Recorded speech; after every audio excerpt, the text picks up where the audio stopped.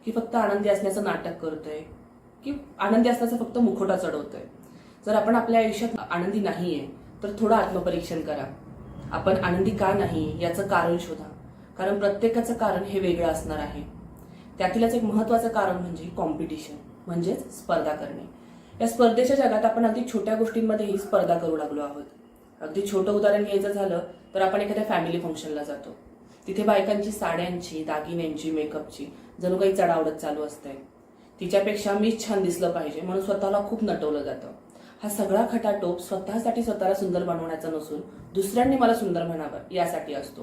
त्यातून ती सुंदर दिसतेही, पण आतून मात्र ती आनंदी नसते. कारण या चढाओढीत, स्पर्धेमध्ये त्या आनंदाची जागा द्वेषाने, मत्सराने, जलसीने घेतलेली असते. यात तिने स्वतःच्या आनंदासाठी काहीच केलं नाही. जे ती नाहीये ते दाखवण्याचा तिने प्रयत्न केला आणि जे ती आहे त्याला झाकून सुंदरतेचा मुखवटा चढवला. आणि हे सगळं केलं मनात निर्माण झालेल्या द्वेषामुळे, मत्सरामुळे, या नकारात्मक भावनेमुळे. ही चढाओढ, ही स्पर्धा खरंच करण्याची गरज आहे का? आज आपल्याकडे घर, गाडी, दागिने, मुबलक पैसा, चांगला जॉब हे सगळं आहे, पण समाधान मात्र नाही आणि त्यामुळेच आनंदही नाही. एवढं असूनही माझ्यात काहीतरी कमी आहे हा न्यूनगंड आहेच.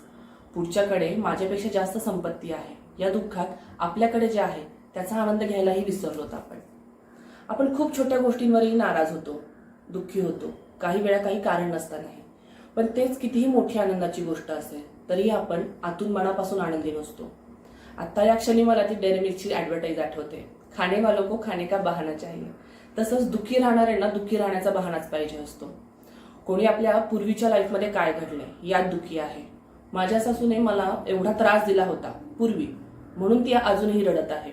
तर कोणाला बॉयफ्रेंडने धोका दिला होता म्हणून आजही दुःखी आहे, जरी तिला आत्ता चांगला नवरा भेटला असेल तरीही. तर खूप वेळा आपण तर्क काढूनच दुःखी असतो. वास्तवात तसं काही नसतंही, पण ते मात्र तर्कामध्येच डुबलेले असतात. अशा एक ना अनेक छोट्या मोठ्या कारणांनी आपण दुःखी असतो. यावरून हे तर स्पष्ट होतं की दुःखी होणं खूप सोपं आहे. मग आनंदी राहणं खरंच एवढं अवघड आहे का?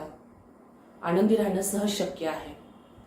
ती एक कला आहे आणि ती कला आत्मसात करण्याचे 5 नियम आहेत.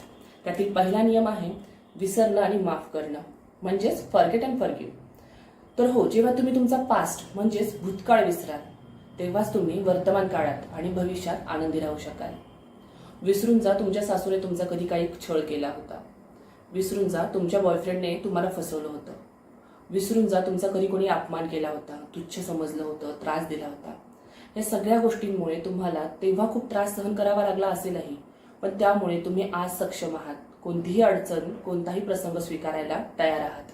तुम्ही त्यावेळी सफर केलेल्या, सहन केलेल्या त्रासामुळेच आज तुम्ही आनंदी जीवन जगू शकत आहात. त्यामुळे ज्यांनी तुम्हाला त्रास दिला आहे, ज्यांच्याबद्दल तुमच्या मनात कटुता आहे, त्यांना माफ करा. अगदी मनापासून माफ करा. तुम्ही ही कल्पना जरी मनात आणलीत ना तरी तुम्हाला आतून सकारात्मक वाटायला लागेल. 5 मिनिट डोळे बंद करा आणि हा प्रयोग करून बघा. खरंच तुम्हाला पॉझिटिव्ह आणि रिलॅक्स वाटायला लागेल, कारण असे प्रसंग आपल्या आयुष्यात येतातच. आनंदी राहण्याचा दुसरा नियम आहे मान्य करणं, म्हणजेच ॲक्सेप्टन्स. मान्य करा की त्यांच्याकडे तुमच्यापेक्षा जास्त संपत्ती आहे. मान्य करा की ती तुमच्यापेक्षा जास्त सुंदर आहे. तुम्हीही चुकला होतात हे मान्य करा. जेव्हा तुम्ही हे मान्य करता तेव्हाच तुम्ही मनापासून समाधानी होता आणि जे तुमच्याकडे आहे त्यात तुम्ही आनंदी राहायला शिकता. आनंदी राहण्याचा तिसरा नियम आहे स्वतःसाठी जगणं, म्हणजेच लिव्हिंग फॉर सेल्फ. आपण बऱ्याच वेळा लोक काय म्हणतील, दुसऱ्यांना आवडेल का, लोकांनी नावं ठेवली तर, अशा अनेक कारणांमुळे स्वतःला काय आवडतं, स्वतःचा आनंद कशात आहे याकडे दुर्लक्ष करतो. जेव्हा तुम्हाला आवडेल ती गोष्ट तुम्ही करता तेव्हा ती मनापासून करता आणि ती केल्यानंतर तुम्ही मनापासून आनंदी होता. आता इथे स्वतःसाठी जगणं याचा अर्थ असा नाही की दुसऱ्यांचा विचार न करता जगणं, तर स्वतःचाही विचार करून आपला आनंद कशात आहे ते शोधणं आणि तो जोपासणं. जर तुम्हाला फिरायला आवडतं तर मन मोकळेपणाने फिरा. जर तुम्हाला गाणं गाण्याची आवड असेल तर तो छंद तुम्ही जोपासा. त्या छंदाची तुम्ही मनसोक्त मजा घ्या. कारण आनंद जर शोधलात ना तर अगदी छोट्या गोष्टींमध्येही तुम्ही जगण्याची मजा लुटू शकता. आणि मजा लुटण्यासाठी, आनंदी राहण्यासाठी वेळेची, पैशाची किंवा वयाची मर्यादा थोडीच आहे. आनंदी राहण्याचा चौथा नियम आहे अपेक्षा न करणं, नेव्हर एक्सपेक्ट. जर तुम्ही एखाद्याला अडचणीमध्ये मदत केली असेल किंवा त्या व्यक्तीसाठी तुम्ही काही मनापासून केलं असेल तर ते अपेक्षा न ठेवता करा. कारण बऱ्याच वेळा आपण केलेल्या मदतीसाठी अपेक्षा ठेवतो आणि त्या अपेक्षा भंगाचे दुःख खूप मोठं असतं. मी केलं मग तिनेही मला केलंच पाहिजे, या भावनेने आपण दुःखी होतो. जर मनापासून आनंदी व्हायचं असेल तर कोणाकडूनही कोणतीही अपेक्षा करू नका. आणि 5वा महत्वाचा नियम आहे सकारात्मक दृष्टिकोन, म्हणजेच पॉझिटिव्हिटी. आपण बऱ्याचदा बघतो काही लोकांच्या संपर्कात आपण राहिलो की आपोआपच आपल्या मनात वाईट विचार येऊ लागतात, उदास वाटू लागतं, राग येऊ लागतो, द्वेषाची भावना येते. अशा अनेक नकारात्मक भावना येऊन आपला प्रत्येकाकडे बघण्याचा दृष्टिकोनच नकारात्मक होऊ लागतो. आणि काही लोक इतके आनंदी उत्साही असतात की त्यांचा सहवास आपल्याला हवाहवासा वाटतो.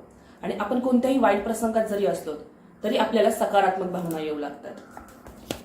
म्हणूनच ज्या व्यक्तींमुळे गोष्टींमुळे तुमचा दृष्टिकोन सकारात्मक राहतो अशाच व्यक्तींच्या संपर्कात राहा किंवा अशाच गोष्टी ऐका, वाचा, बघा ज्यातून तुमचा दृष्टिकोन पॉझिटिव्ह राहील, सकारात्मक राहील.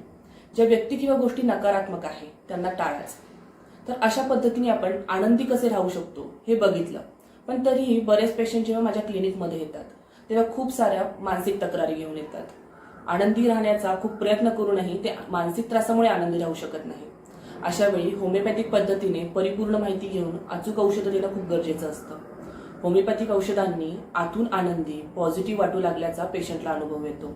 बरेच पेशंट जेव्हा फॉलोअपसाठी येतात तेव्हा ते सांगतात की औषधं घेतल्यानंतर जे नकारात्मक विचार यायचे, जे नैराश्य यायचं, ते जाऊन आता आम्हाला आतून आनंदी वाटतंय, उत्साही वाटतंय, एनर्जेटिक वाटतंय. आपण म्हणतो स्वभावाला एक औषध नाही, पण होमिओपॅथिकमध्ये स्वभावालाही औषध आहे.